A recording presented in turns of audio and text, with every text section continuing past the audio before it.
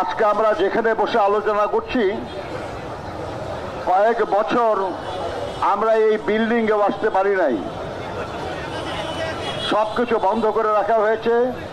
BNP অফিসের ভিতরে যেসব ফাইলপত্র, যেসব বইপত্র, যেসব ডকুমেন্ট ছিল, শের দরে বিক্রি করে দেওয়া হয়েছে।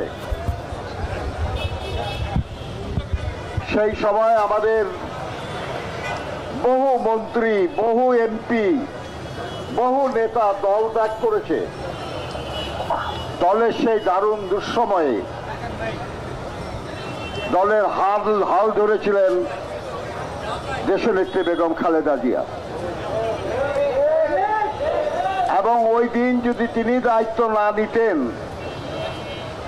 আল্লাহ ভালো জানেন যে আমরা এই বিএনপি আজকে কি অবস্থায় থাকতাম।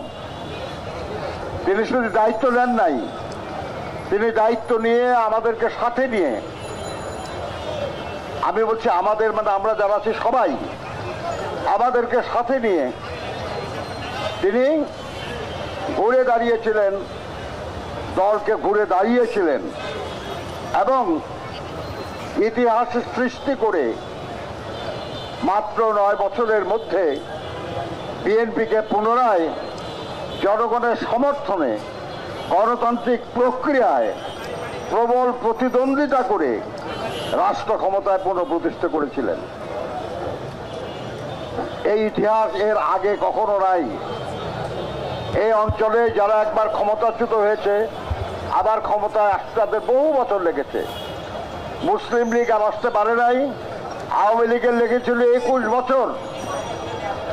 আর বেগম খালেদা জিয়ার নেতৃত্বে বিএনপি 82 সালে ক্ষমতাচ্যুত হয়েছিল, 91 সালে আবার পুনরায় রাষ্ট্র পরিচালনার দায়িত্ব পেয়েছিল। এই বিশাল অর্জনের মূল কাণ্ডারি এবং মূল ভূমিকা ছিল দেশনেত্রী বেগম খালেদা জিয়ার।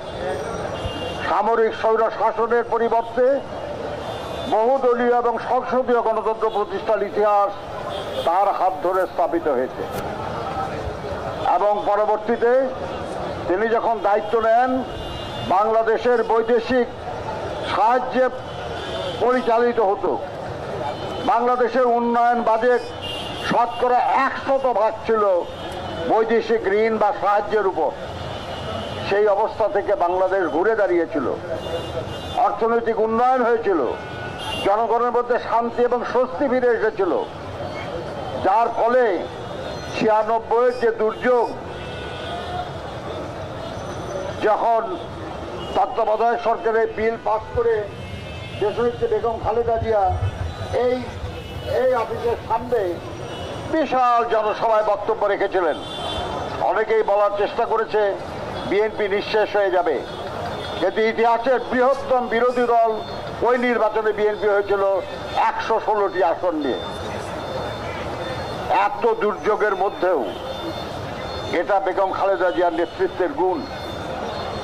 কিন্তু এই কারণেই তাকে বারবার জেলে যেতে হয়েছে এবং শেষ পর্যন্ত তাকে দণ্ড দিয়ে একটা নির্জন কারাগারে রাখা হয়েছিল। ভুল চিকিৎসা দিয়ে তাকে মৃত্যুর মুখে ঠেলে দেওয়া হয়েছিল এবং সুচিকিৎসার জন্য বাইরে যেতে না দিয়ে তার মৃত্যু নিশ্চিত করার চেষ্টা করা হয়েছিল। কিন্তু আল্লাহ যাকে রাখেন তাকে মারার ক্ষমতা কারো নেই, যার জন্য দেশনেত্রী বেগম খালেদা জিয়া আজও আমাদের মাঝে বেঁচে আছেন এবং তিনি আমাদের নেতৃত্ব দিচ্ছেন। আমরা বিশ্বাস করি যে আল্লাহর অসীম মেহেরবানিতে তারেক রহমানের নেতৃত্বে গত কয়েক বছর আমরা সবাই মিলে যে আন্দোলন সংগ্রাম করে তুলেছি, যার ধারাবাহিকতায় 24-এর ছাত্র গণঅভ্যুত্থান হলো, সেই ধারাবাহিকতায় আবার যে পরিবর্তন আসতে যাচ্ছে, আবার যে গণতন্ত্র পুনঃপ্রতিষ্ঠা হতে যাচ্ছে, সেটাও বিএনপির নেতৃত্বেই হতে যাচ্ছে। 5 সালের পরিবর্তে গণতন্ত্র এনেছিলেন জিয়াউর রহমান। সামরিক স্বৈর শাসনের গোরস্থানে গণতন্ত্র রচনা করেছিলেন দেশনেত্রী বেগম খালেদা জিয়া। আর এই ফাঁসিবাদের জায়গায় গণতন্ত্রের সূচনা করবেন আবার জনাব তারেক রহমান। আমরা সেই শুভ দিনের প্রতীক্ষা করছি। আর প্রত্যেকটা পরিবর্তন গণতান্ত্রিক প্রক্রিয়া হয়েছে, এবং গণতান্ত্রিক প্রক্রিয়া হবে। আপনাদেরকে অনুরোধ করব, যদি আমরা দেশিস বেগম খালেদা জিয়াকে ভালোবাসি, শহীদ জিয়াকে ভালোবাসি, তারেক রহমানকে ভালোবাসি, তাহলে আমরা জনগণের মন জয় করার চেষ্টা করব।